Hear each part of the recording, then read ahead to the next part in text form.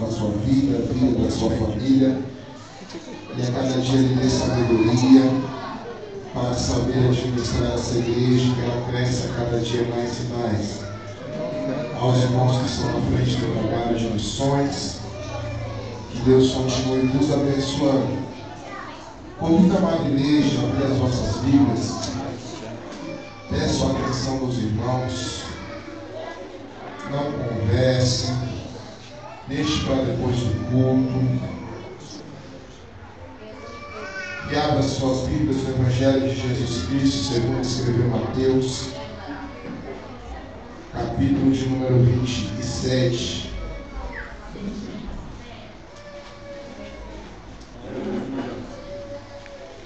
Grato a Deus por hoje estar podendo cultuar com a minha família, meu tio, minha tia, minha prima. Congreguei da minha pequenez até os 12 anos de idade aqui. Conheço os bancos dessa igreja aqui, já corri bastante. E hoje é um motivo de muita alegria estarmos retornando aqui para pregar, irmãos. É muita alegria mesmo. Confesso que quando eu era pequeno, a secretaria aqui de fora parecia ser maior. E aí agora que a gente cresceu também um pouquinho, parece que ela encolheu. Mas sou grato a Deus, sou muito feliz por estar aqui. Mateus, capítulo de número 27, verso de número 21. Quem comprou com o sinal, diga amém. Amém. Que diz assim: E de novo perguntou-lhes o governador: Qual dos dois quereis vós que eu solte? Responderam eles: Barrabás. Disseram-lhe Pilatos: Que farei então com Jesus chamado Cristo? Podeis assentar? Aleluia.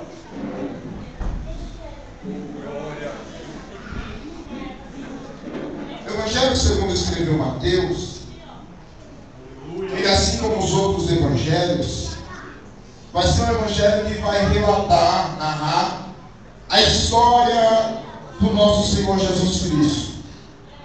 Por ser um culto de missões, é quase que impossível nós falarmos de missões sem falarmos de Jesus Cristo. Porque o único motivo para pregarmos é Jesus, o único motivo para buscarmos a presença de Deus é Jesus, o único motivo que nós encontramos para evangelizar alguém é Jesus. Nós só estamos aqui por causa de Jesus. E a vida de todo cristão é a volta de Jesus. Então o pregador que não fala de Jesus não é pregador. O cantor que não fala de Jesus não é cantor. E o irmão cristão que não fala de Jesus ainda não pode ser chamado de cristão. Então nosso assunto principal tem que ser Jesus. A nossa vida tem que resplandecer Jesus. E quando nós formos morarmos na glória, é para glorificar o nome santo de Jesus. Então, quando nós vemos os 4 evangelhos, todos eles, o foco dele ao ressaltar a história de Jesus, você vai ver que cada um deles vai ter uma personalidade diferente. Mateus escreve Jesus como o Rei dos Reis. Marcos escreve Jesus como servo, Lucas escreve Jesus como homem perfeito, e João descreve Jesus como filho de Deus. Em todos eles nós vemos milagres, em todos eles nós vemos a personalidade marcante de Jesus, mas o que mais me chama a atenção é a sua crucificação. Homem esse que foi diferenciado de todos os homens. Haja vista que Jesus foi um homem, mas também ele foi Deus. Ele foi homem porque não nasceu, ele foi homem porque nasceu de uma mulher. Mas ele foi Deus porque nasceu de uma virgem, sem contato nenhum com o homem. Ele gerou. E desde o ventre foi cheio do Espírito Santo. O nosso Jesus, ao nascer, ele andou, ele pregou, operou grandes milagres, mas o seu maior alvo é a minha e a sua salvação. E quando Jesus, ao andar sobre essa terra, na leitura oficial dessa noite, o pastor leu em Lucas, capítulo de número 10, que ele comissionou discípulos para estar juntamente com ele. Ou seja, Jesus desde o princípio deixou para a igreja, deixou para os seus discípulos, automaticamente que seriam chamados de igreja, que a missão era pregar o evangelho a toda a criatura. A missão era trazer o evangelho das boas novas.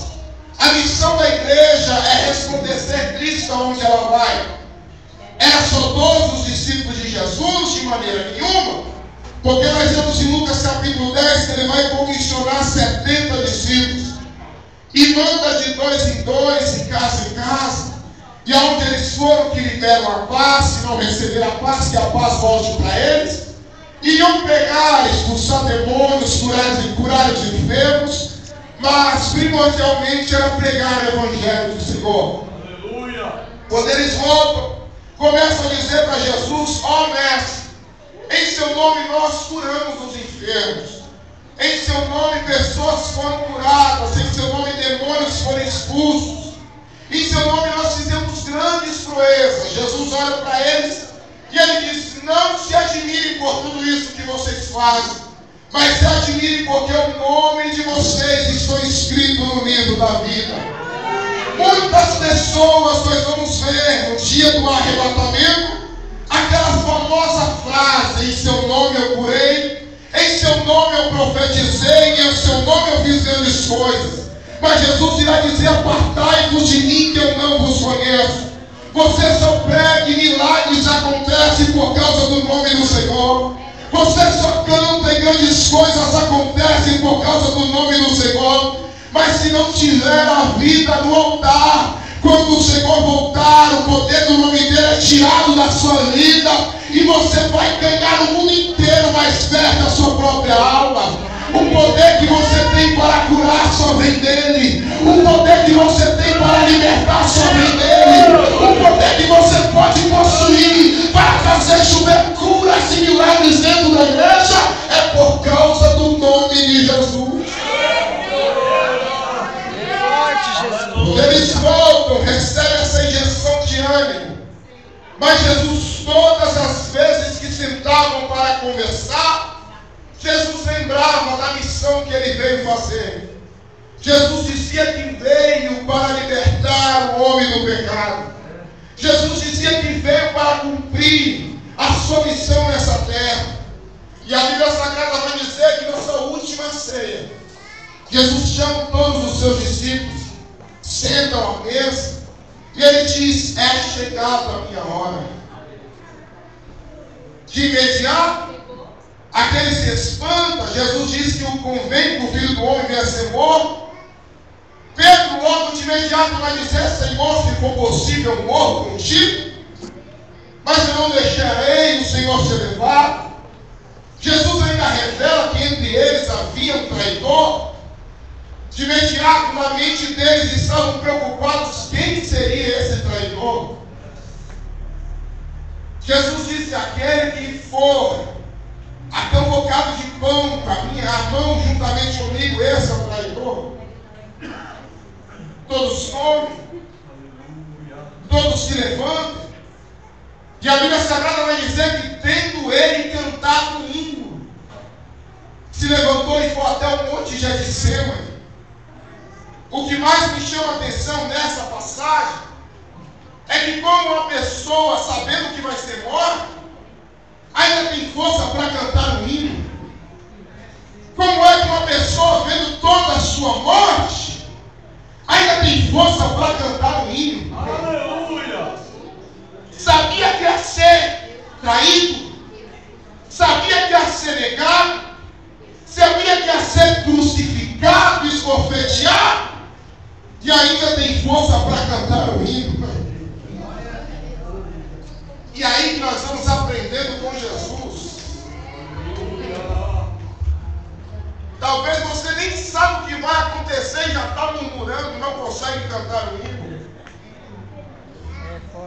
Talvez você olhe posteriormente o que vai acontecer na sua vida, você nem sabe, mas está sentindo dor antes da hora e não tem força para cantar o hino. Vem para a igreja como algo rotineiro. Vem, bate cartão e volta para casa e está tudo do mesmo jeito. Vem para a igreja sem dar um glória a Deus. E ainda acha que Jesus ainda ficou chateado porque você não deu glória. Faz birra e diz: hoje eu não solto nem glória. Isaías capítulo 6 diz que anjos adoram a Ele. Santo, santo é o Senhor dos exércitos. A honra e toda a glória é para ti. Se você nascer, crescer e morrer sem dar um glória a Deus, Ele continua sendo Deus. Deus não precisa de nós para nada, repito, para nada. E por que Ele usa graça e misericórdia? Ser servo de Deus é um privilégio. Glórias a Deus, papai. Servir ao Senhor é um privilégio. Sentir a presença do Senhor é um privilégio. Muito grande. Vamos aprender com a vida de Jesus, mesmo sabendo no sofrimento, se levou e cantou um hino ao Senhor. Ele sobe até o monte Getsemane. Leva os seus discípulos, menos Judas, porque na noite queria trair Jesus. Ele sobe até o monte Getsemane e começa a orar ao Senhor. E nessa oração ele vai dizer: Pai, se possível for, passa de mim esse cálice. Alguns pregadores equivocados vão dizer que Jesus naquele momento estava pedindo para desistir. De maneira nenhuma. Quando Jesus diz: passa de mim esse cálice, ao lermos o livro do Apocalipse, você vai ver que cálice está ligado à ira de Deus derramada sobre o pecado. Então quando ele diz: se possível for, passa de mim esse cálice, Jesus estava recebendo todos os nossos pecados e sabia que a ira de Deus iria se repousar sobre ele. E ele diz: se possível for, passa, mas todavia seja feita a tua vontade. Aleluia! E não a minha vontade. Lucas vai trazer um detalhe que Jesus começa a suar sangue. Desce sangue misturado com o seu suor. E aí a medicina vai dizer que para uma pessoa chegar a suar sangue, ela tem que passar por um maior estágio de estresse. Quando a pessoa passa por estresse, ela pode ser ocasionada de um infarto, de um derrame. E depois de ter enfrentado tudo isso, ela começa a suar sangue. Jesus não sofre um infarto, não sofre um derrame. Mas pelo estresse que ele comete, ele começa a enxergar a minha e a tua vida. O sofrimento que ele tinha que passar. Sabia da dor que ia suportar. Os seus vasos sanguíneos começam a estourar. E ele começa a suar sangue. Mas ele aceita beber o cálice da ira de Deus. Ele resolve beber o cálice da ira de Deus para nos dar o cálice da graça. Aleluia! Ao descer o monte Getsemane, ele diz: lá vem o traidor. É a tropa romana liderada por Judas. Quando chega perto de Jesus, ele salva Rabi, dá um beijo em seu rosto. Jesus olha para ele, traído com um beijo. Pedro, com toda a sua ira, tira uma faca da sua bainha, corta a orelha do servo do sumo sacerdote chamado Malco. Jesus pega a orelha, cola de novo, e ele diz: não precisa disso, Pedro. Jesus vai ir para o Sinédrio, ser julgado por Caifás, e alguns dos evangelhos vão dizer que Anás também estava lá. Procurando o que condenar o meu mestre, e não acharam. Eles disseram: vamos dizer que ele estava blasfemando. Pega Jesus e joga Jesus para Pilatos.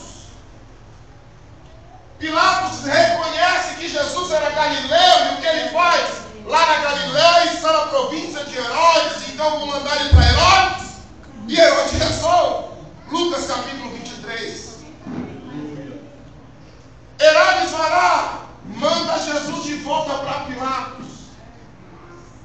E você vê que até no momento de sofrimento, Jesus resolve uma briga entre eles. Se você ler Lucas 23, você vai ver que eles foram jogar um para o outro. Eles não se falavam, estavam brigados e se reconciliam. Jesus até no momento de sofrimento traz paz com a família.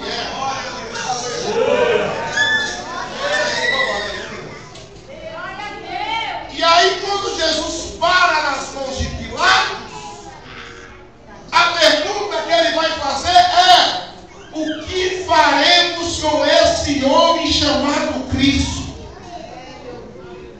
E essa é a pergunta que eu venho trazer para a igreja. O que você tem feito com esse homem chamado Cristo? O que a igreja tem feito com esse homem chamado Cristo? Alguns penduram ele na parede, outros carregam ele no pescoço, outros usam o nome de Jesus como se fosse uma palavrinha mágica, usam o nome dele simplesmente para expulsar demônio, mas não ama Jesus. Usa o nome dele para trazer cura, mas não ama Jesus. Verdade. Usa o nome dele para colocar em placa de igreja, mas não ama Jesus. Usa o nome dele para colocar em adesivo de carro, mas não ama Jesus. Usa o nome dele para colocar em vitrô de janela, mas não ama Jesus. E a pergunta que eu venho fazer a vocês é essa: o que faremos com esse homem chamado Jesus Cristo? Meu Deus! Glória a Deus! É um culto de missões? Qual é o uso que você tem dado a Jesus? Qual lugar Jesus tem ocupado na sua família? Oh, Pai de amor pequenino. Qual lugar Jesus tem ocupado na sua casa? Toda honra e toda glória. Qual lugar Jesus tem ocupado na sua faculdade, no seu trabalho, na sua escola, na sua vizinhança? Essa é a pergunta que vem para a igreja. O que faremos com esse homem chamado Cristo? A multidão naquela época deu a resposta: vamos crucificá-lo. Pilatos, o que ele vai fazer? Eu vou lavar as minhas mãos. E infelizmente cristãos estão tendo a mesma atitude que Pilatos teve. Vendo a igreja sendo acusada, a única coisa que ele faz é lavar as mãos. Vendo a igreja sendo perseguida, a única coisa que ele faz é lavar as mãos. Coisa boa é fazer missões, irmão, aqui no Brasil. Aleluia! Coisa boa é fazer missões aqui. Você pode cultuar e ninguém te persegue. Você pode dizer que é crente e ninguém vai atrás de você. Verdade. Tem um líder da juventude que ele vai falar que ser louco por Jesus é você cheirar uma Bíblia. Ser louco por Jesus é simplesmente andar com a Bíblia embaixo do braço o dia inteiro. Ser louco por Jesus é simplesmente olhar para o próximo e ser o básico que um cristão tem que fazer. Estamos num culto de missões. Aleluia! Quero lembrar isso para os irmãos. Então temos que falar de missões. Enquanto você consegue pôr um terno, uma gravata, a irmã coloca esse sapato chique, arruma o cabelo e consegue vir para o culto. Tem cristãos do outro lado do mundo que ele está sendo perseguido, família está sendo morta, e se falar que é crente, toma tiro na nuca. Se andar com a Bíblia embaixo do braço, se andar com a Bíblia na mão, é cortado as mãos. Outro dia eu vi uma reportagem lá na Índia, de cristãos que foram pegos com a Bíblia na mão, pegaram a mão de todos eles e foram cortando os dedos. Vamos falar de missões? Enquanto todos nós temos a liberdade de cultuar ao Senhor, não tem coragem de pregar em ônibus, em metrô e nem na rua. Temos a liberdade de cultuar ao Senhor, enquanto outros crentes do outro lado do mundo não têm essa liberdade. O que faremos com esse homem chamado Cristo? Aleluia! O que você tem feito desse homem chamado Cristo?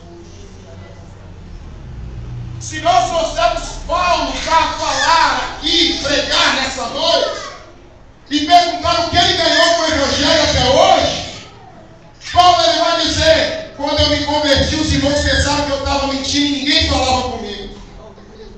Depois de 14 anos fui enviado numa viagem missionária. Cheguei na cidade, queriam me apedrejar, tive que fugir para um cesto. Fui açoitado, fui perseguido, fui preso. No finalzinho da minha vida, ainda fui fazer uma viagem, o barco naufragou. Fiquei todo molhado, cheguei na praia. Quando cheguei na praia, fui pegar gaveta e fazer fogo para os irmãos aquecer. Uma víbora picou a minha mão. Eu não morri. Quando eu pensei que os irmãos iam glorificar e agradecer a Deus pelo livramento, ainda falaram que eu era feiticeiro, porque eu morri. Fui açoitado, fui apedrejado, passei perseguição. Mas Paulo, você se arrepende disso? Quando ele escreve 2 Timóteo capítulo 4, ele vai dizer: combati o bom combate, acabei a carreira e matei a fé. Aleluia. Se entregou para o Evangelho. 1 Coríntios ele vai dizer: eu de muito bom agrado me gastarei e me deixarei gastar pela obra do Senhor. Aleluia. 1 Coríntios 9,16 ele vai dizer: se eu anuncio o Evangelho, não tenho por que me vangloriar, porque me imposta essa obrigação, e ai de mim se não anunciar o Evangelho. Se entregou de corpo e alma para o Evangelho do Senhor. Charles Spurgeon, um pregador batista em inglês, certa feita estava cansado, porque pregou o dia inteiro nas praças, nas ruas, e quando ele chega à noite para pregar de novo, os irmãos falam: Spurgeon, vai para casa descansar. Ele vai dizer: eu queria ter mais 50 copos como esse, e gastarei eles do mesmo jeito que eu gastei eles. Aleluia! Aleluia! Certa feita, os irmãos foram pregar, evangelizar lá na Rússia. Num frio daquele, 13 irmãos estavam pregando lá na Rússia. A polícia russa chegou e falou: vocês não podem pregar. Eles abriram buracos na neve. Tinha água lá, gelada. Abriram 13 buracos, jogaram os 13 dentro da água. E foi deixando, esperando até morrer. Olhando para eles e disse: nega Jesus, se você falar que nega, eu te tiro daí. Foram morrendo e morrendo. Quando chegaram no 13º, ele estava vivo. Falaram: você nega Jesus que eu tiro você daí? Ele falou: eu nego. Tiraram aquele homem de lá de dentro. Quando eles se assustaram, um dos soldados tira toda a roupa, se joga no buraco que o outro deixou vago. Eles olharam para ele e falaram: você está maluco? O que está acontecendo? Ele disse: é que eu estou vendo 13 anjos descendo, e eu não vou deixar um voltar de mão vazia, eu quero aquela coroa também.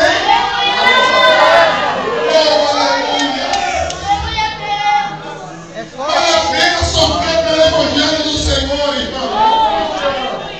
Vale a pena servir assim, meu Deus, irmão. Glórias a Deus, Pai de amor. É por isso que missões não é para todo mundo.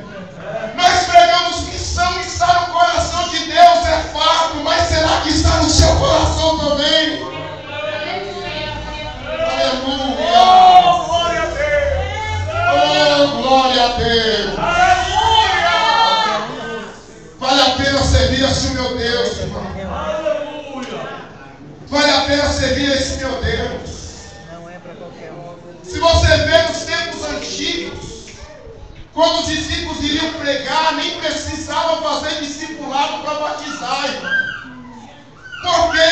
Porque quando eles pregavam, aqueles irmãos que iam se convertendo sabiam que era só doido para servir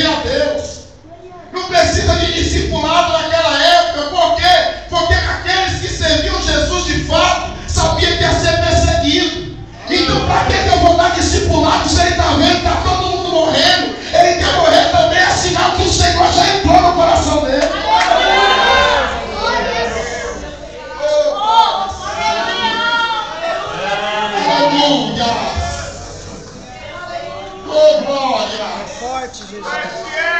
Atos dos Apóstolos, capítulo de número 5. Estava Pedro e mais 2 discípulos pregando lá diante do Sinédrio. Se levanta um grande homem chamado Gamaliel. Quando eles queriam oprimir e fazer com que os discípulos não pregassem o Evangelho, Gamaliel de imediato se levanta e diz: espera lá. Vocês lembram de um homem chamado Judas, não Iscariotes, mas um homem que se levantou e pregava e tinha vários discípulos? Quando ele morreu, os discípulos se espalharam e acabou a doutrina de Judas. Tinha outro homem também que pregava e tinha vários discípulos. Quando ele morreu, seus discípulos o abandonaram também. Se isso aí também for só um vento de doutrina, logo vai acabar também. Ele diz: se não for de Deus, logo vai acabar. Mas se for de Deus, não há quem possa parar. Eles, não satisfeitos, pegaram os discípulos, bateram neles e jogaram para fora do sinédrio. Falando que parassem de pregar, Pedro disse: importa a obedecer a Deus o que a homens. Quando eles apanharam, um olhou para o outro, enquanto todo mundo estava pensando que eles iam parar, a Bíblia Sagrada vai dizer que eles se regozijaram por estar sofrendo por amor a Cristo. Oh, aleluia! Oh, glória! Mesmo que for sofrendo, eu adoro esse Deus. Mesmo que a porta estiver fechada, eu adoro esse Deus. Mesmo que o desemprego bate na porta, eu adoro esse Deus. Porque estamos criando crentes, irmãos, errados. Porque olham para Deus como se Jesus fosse um balconista de fast food. Como se Jesus fosse balconista de McDonald's. Em que você para, pede para ele tem que dar aquilo que você está mandando. Como se Jesus fosse sendo pregado. É forte, Jesus. Tem horas que eu vejo pregadores como se fosse assim serviçais, que o púlpito se torna um balcão, ele se torna um balconista e tem que falar conforme a vontade do freguês. Porque se ele não falar aquilo que o freguês gosta, os irmãos saem da igreja bicuda, se afasta da igreja, não vem mais adorar o Senhor. Mas graças a Deus que Jesus não me chamou para ser balconista de lanchonete. Glórias a Deus. Jesus não me chamou para falar aquilo que o povo gosta de ouvir. Glórias a Deus. Jesus não me chamou para falar aquilo que a multidão gosta de ouvir. Jesus chamou para falar de cruz. Jesus me chamou para falar de evangelho. Aquele que devia após mim não é para carregar um buquê de flores, mas é para negar a si mesmo, tomar a sua cruz e seguir a Ele. Oh, glória! O evangelho de facilidades é um falso evangelho. O evangelho que você tem que ter tudo de mão fechada é um falso evangelho. É verdade, Senhor. Igreja que só prega vitória, toma cuidado com ela. Igreja que só prega prosperidade, toma cuidado com ela. Aleluia. Porque lembro-me muito bem, estou pregando para a Assembleia de Deus e todos aqui conhecemos os hinos da harpa. O que motivava os escritores dos hinos da harpa cristã não era Deus vai te tirar da plateia e vai te pôr no palco, não. O que motivava os hinos dos compositores da harpa cristã não era aquilo que Deus vai virar o seu cativeiro, não. Mas o que motivava o coração dos irmãos que compõem os hinos da harpa cristã era Sim, eu amo a mensagem da cruz. Quem morreu, eu vou proclamar. Levarei eu também minha cruz. Decoro a coroa a trocar. Era isso que motivava. Aleluia. Você quer ver o hino que alegrava o coração de um crente, irmão? Volta angelical completar, esse mundo vai fugir. O meu nome ouvirei Jesus chamar. Mas se um filho nas promessas sei que Deus já vai cumprir.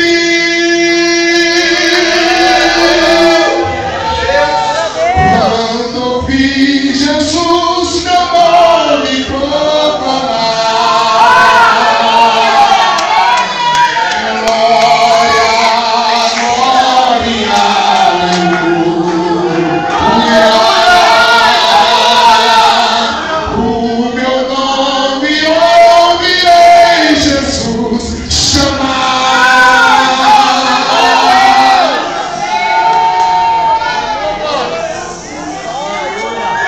Glória,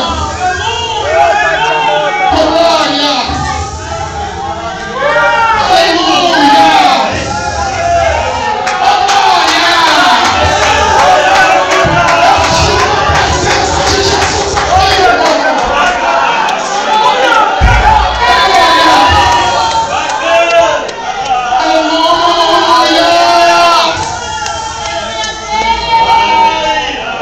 aleluia, nem precisava de muita coisa para fazer o grande milagre. Era só um Jesus te ama e já era motivo de dar glória.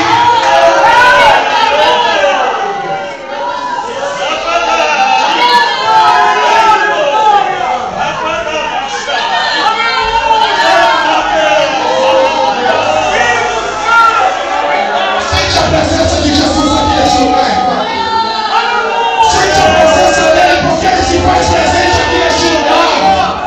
É um culto de missões e você tem que lembrar o que Jesus fez na sua vida.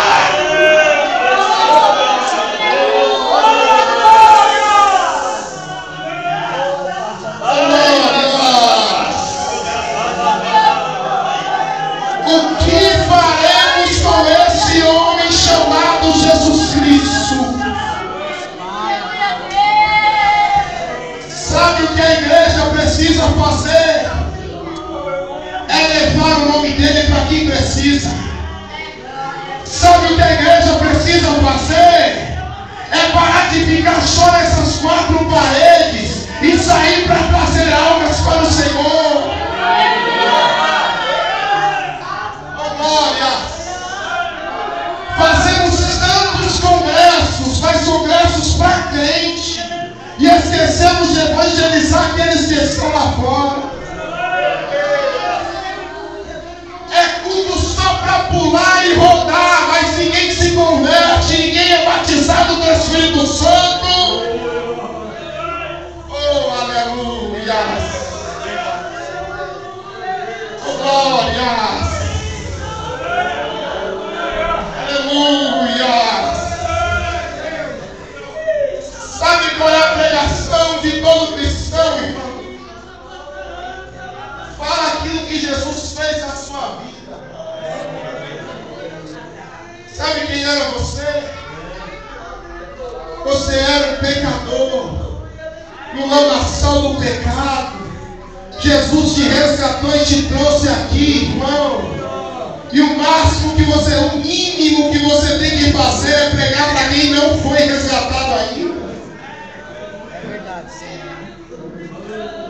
Eu não entendo porque Jesus nos ama, mas eu só sei que Ele nos ama, irmão. O amor de Cristo é inexplicável, mas Ele te ama. O amor de Cristo é inexplicável. inexplicável, mas eu sei que Ele te ama. Não dá para entender como um ser humano tão falho e pecador consegue chamar a atenção de Deus, irmão. Não dá para entender como um ser humano tão pequeno faz com que Jesus sai do seu trono, se despide de toda a sua glória e venha até nós nos resgatar. Glória a Deus. Glória. Fiel, Jesus. Aleluia. O horário já está esgotado. Eu quero que você saia daqui com esse pensamento. Jesus te ama, amado. Jesus te ama, varão. Jesus te ama, minha irmã. Jesus te ama e fala para quem precisar ouvir o que Ele te fez na sua vida. Glória a Deus. Glória. Com a permissão do pastor, fique de pé nessa noite.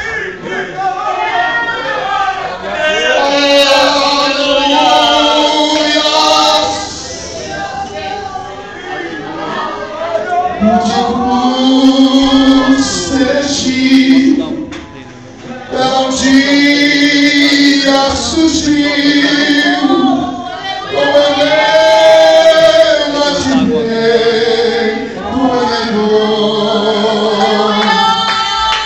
mas contém nossa cruz, porque nela Jesus deu a vida por mim.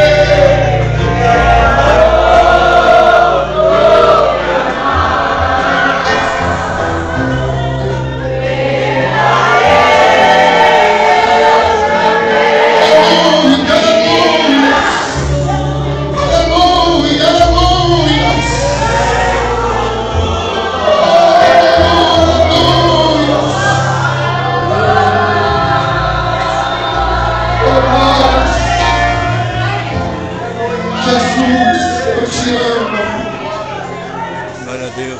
Jesus, muito obrigado, meu Deus. Você só está aqui por causa do sangue de Jesus. Você só está aqui por causa do sangue de Jesus. Você só é alguma coisa por causa do sangue de Jesus. Você só está de pé por